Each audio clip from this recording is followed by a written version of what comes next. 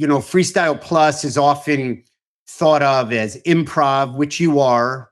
And for those of us who I consider myself a rookie in the improv world, at the very least, we know that it's one of the grounding concepts is yes and. But I want to take it even farther than that. And I'm going to count on you all, the two smarter guys of the three of us, to go a little bit further. Bear with me. I'll land the plane in about 2 or 3 hours. But, we're coming off the pandemic still, and we're mental awareness, mental health, mental well-being has been destigmatized. And improv, in my view, and the work that I've done with you that you've brought to my clients, I can say firsthand, I've seen the value of having the tool and the skill and the playfulness that improv brings to bring a certain new approach to mindfulness. And then from there, we can open up a whole can of worms, which I really want to get into, about cognitive health and regenerating the mind and accessing dormant creativity. Either one of you, go first, fight over it, improv over it. Set the table a little bit for, how you see that works for our audience. Awesome. So to boil this all down, which we'll try to boil the ocean as quickly as we possibly can, there's a part of your brain, and it's an incredible machine, right? Like a lot of people try to explain the brain in these 3 different phases. There's the deep mode network. Then you've got sort of like the reptilian, that's the deep part. Then you've got the mammalian part of your brain where like I can move and walk on 2 legs. And then you've got the most recent part, prefrontal cortex.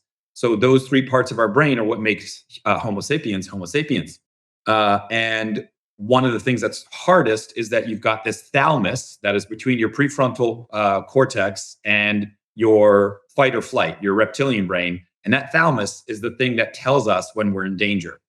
Now, it has been trained for many, many thousands of years.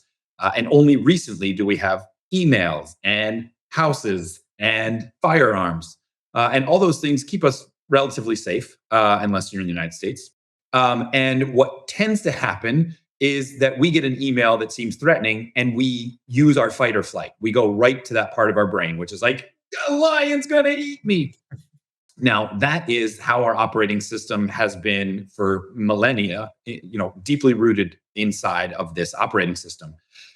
However, we have a choice to make, which is, can we create a healthy hypothalamus regulation? So specifically, your medial dorsal hypothalamus regulation is where you're taking that information and then turning it into all the things that flood your body with like pheromones and dopamine and endorphins. And so improvisation is the best tool to control that part of your brain, flat out, to get out of fight or flight and to get into a different part of your brain, hopefully one that's creative, which is also known as your medial lateral prefrontal cortex. It's sort of right over here, just above your eyes and below that sort of front ridge here. And that is your state of flow. That's when you're doing something and you're like, I'm better at this than anything else. For some people, it's like yoga. And for some people, it's knitting. And for some people, it's coding, and can be any number of things.